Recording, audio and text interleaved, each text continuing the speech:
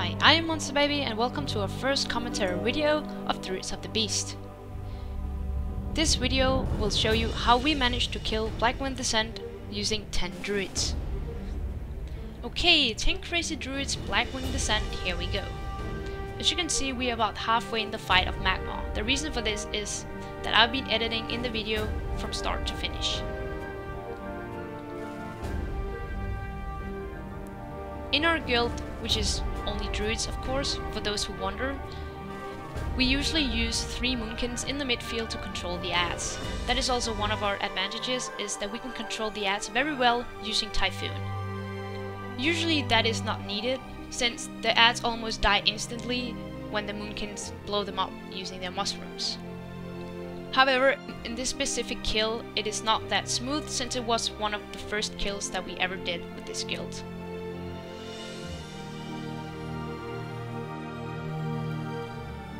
We usually use the off tank and 1 DPS cat in order to jump Magmaw and impale him to the floor.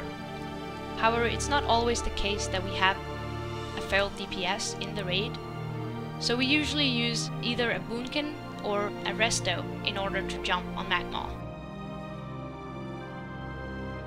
Another advantage is that we have about 9 to 10 tranquilities, if you count the tank of course, and that lets off a lot of pressure on our healers when the raid is taking AoE damage.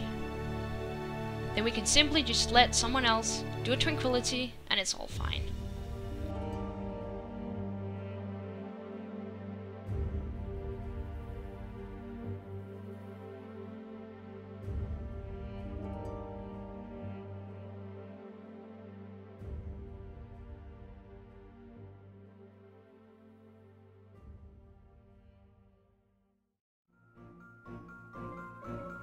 Time to move on to the Omnitrons.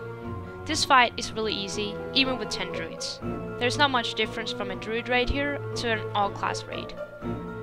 Our advantage here is probably that we have about 8 tranquilities we can use whenever the raid takes AoE damage. Other than that, it's a pretty easy fight, and they have a good chance of dropping loots that Druids can use. People usually ask me whether 10 people roll on gear when we're raiding. However, that is not the case. Usually, due to the fact that people should roll on their main spec, it's about 1 to 2 people rolling. So the chances of getting gear are pretty equal to a normal class raid. On the other hand, we disenchant loads of items.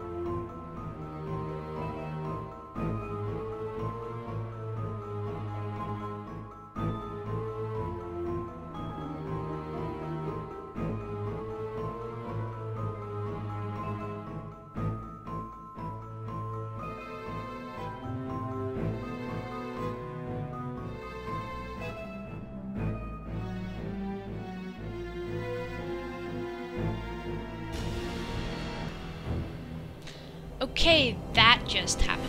We are 2 people dead, we are at Atramedes, and as you can figure, we have already used our rebirth.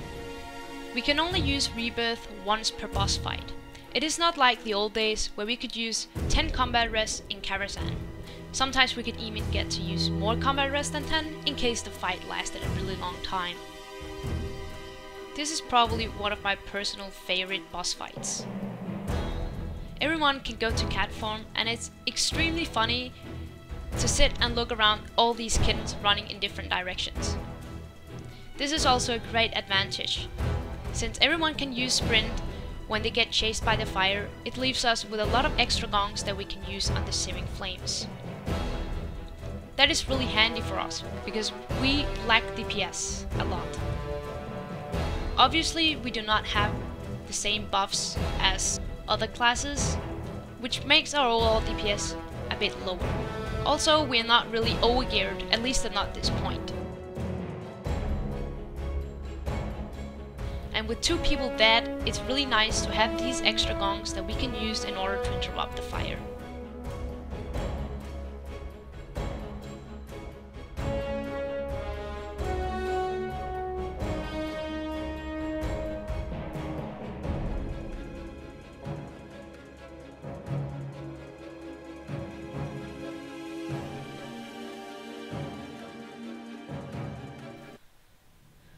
Okay, next up is Maloriac. This is by far the hardest and most demanding boss in this instance when you're raiding with only druids. The reason is you cannot dispel Remedy, and Remedy heals the boss for a crazy amount. In order to kill him, we simply have to out DPS the Remedy, which in this group is practically impossible. We haven't had the DPS in this group to even get him lower than 80%.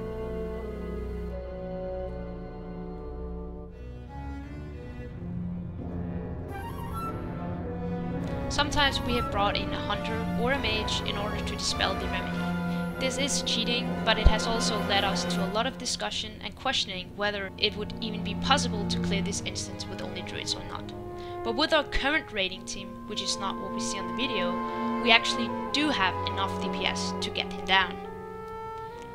However, the biggest problem is the third phase, since we do not have any heroism or other sorts of boosts or buffs that we can use in order to increase our damage. It is extremely important that people know what to do and have a crazy amount of gear, which is not really required for Blackwing Descent, but on this boss with 10 druids, the maximum DPS is required.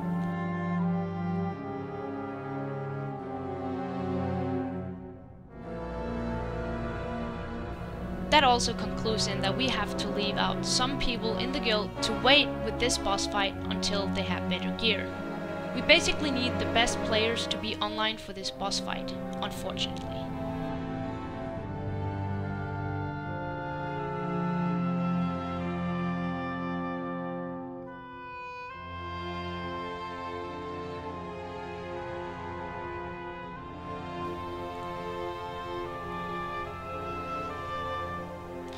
Time to kill Chimaeron, or whatever his name is, the three-headed snake guy with two tiny front paws.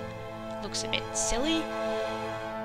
Anyway, the biggest advantage this fight is definitely our AoE healing. We get both feral druids and moonkins to do it tranquilly once in a while to boost people's health up to above the magic 10k. The biggest downside of this fight is again the lack of DPS. Having no extra DPS boost or heroism, thus that in the last phase where we cannot heal, it leaves us out with an enormous challenge.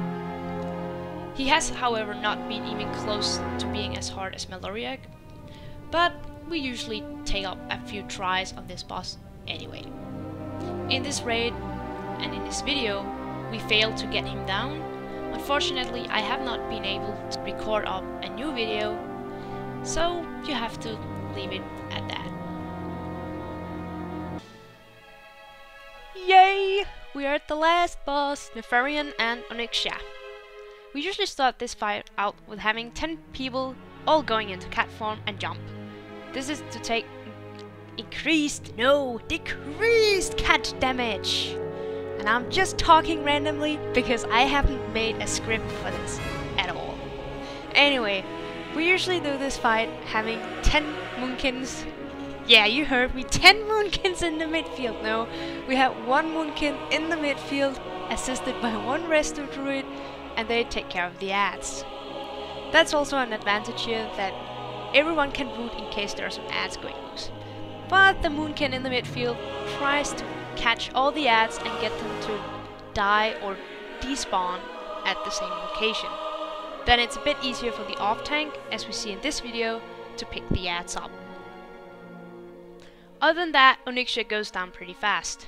One of the reasons for this is that this group is different from the other groups, or the other boss fights that we've seen. This has been one of our recent kills, and that means that the DPS has gone up significantly.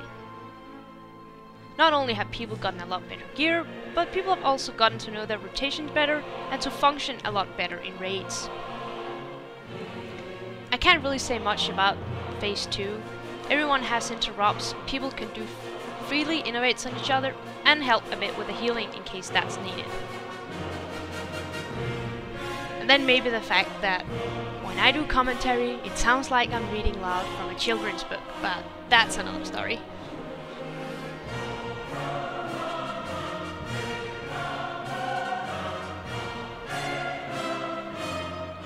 We usually just let the Moonkins continue firing on Nefarian during this part of the fight.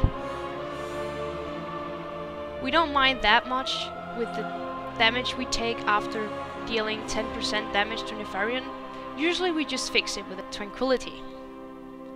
Here we have the tank picking up Nefarian and tanking him next to the wall. The funny thing about this fight is that in fact our tank over there, he's actually playing on an iPad. At first he was taking the ads, but moving around the camera and picking up ads is not easy on an iPad. I cannot say myself, I don't have an iPad, but I think it's quite difficult. Anyway, we have the off tank here as you see it. She's picking up the ads pretty well, because it's me playing. Yeah, I am pretty arrogant, I know. Basically, I'm just trying to get the ads out of the fire. There's not much else to this fight, at least not the end of the fight.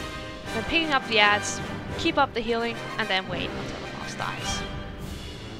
Other than that, I'm gonna let you enjoy watching the rest of this boss fight and say thanks for watching the Druids of the Beast commentary by Monster Baby.